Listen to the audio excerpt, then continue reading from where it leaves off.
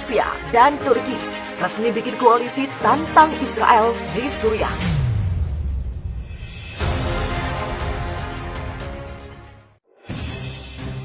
Iran, Rusia, dan Turki resmi membuat koalisi sebagai respon serangan pasukan pertahanan Israel atau IDF di Suriah. Perwakilan ketiga negara datang ke Jenewa untuk melakukan sidang reguler Komisi Penyusunan Komite Konstitusi yang dimulai sejak 24 Agustus 2020.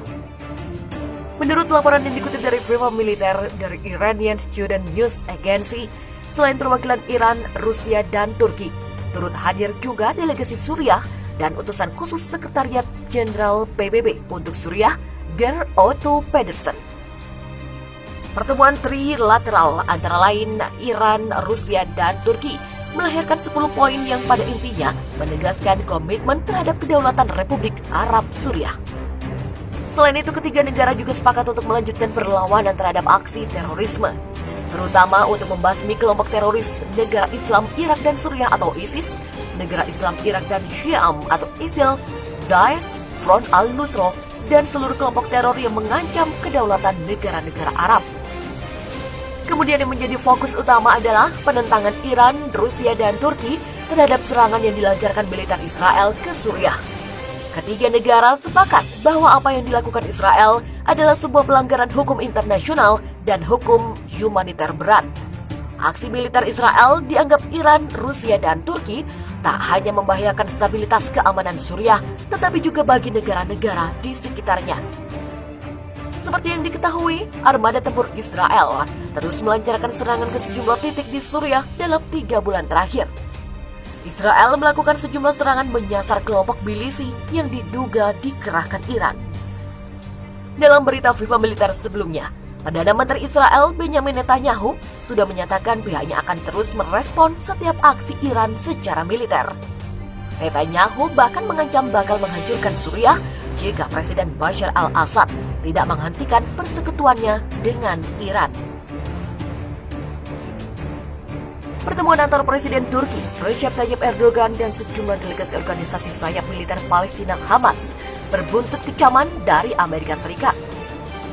Amerika Serikat akhirnya memberikan pernyataan keras sebagai respon dukungan Turki terhadap Hamas. Dalam laporan Viva Militer sebelumnya, Erdogan mengadakan pertemuan dengan sejumlah perwakilan Hamas di Istanbul pada Sabtu 22 Agustus lalu. Momen itu mempertemukan Erdogan dengan wakil kepala Hamas Saleh al-Arrauri yang merupakan salah satu buronan yang paling dicari pemerintah Amerika Serikat. Menurut data yang diperoleh Viva Militer dari The Times of Israel, pemerintah Amerika Serikat memasang harga 5 juta US dollar atau setara dengan 73,3 miliar rupiah bagi siapapun yang bisa menangkap al-Arrauri hidup atau mati. Amerika pun berang dengan tindakan Turki dan Erdogan. Kementerian Luar Negeri Amerika Serikat memberikan pernyataan keras terhadap Turki dan Erdogan yang dianggap telah memberikan dukungan terhadap organisasi teroris.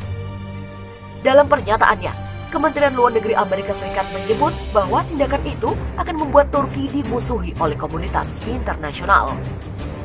Selain itu, Kementerian Luar Negeri Amerika juga menganggap Turki telah mengganggu upaya untuk menekan aktivitas teror Hamas yang dilancarkan di wilayah Jalur Gaza. Hamas ditetapkan sebagai organisasi teroris oleh Amerika Serikat dan Uni Eropa, dan kedua pejabat yang dijamu oleh Presiden Erdogan adalah teroris global yang dirancang secara khusus. Demikian bunyi pernyataan Kementerian Luar Negeri Amerika Serikat.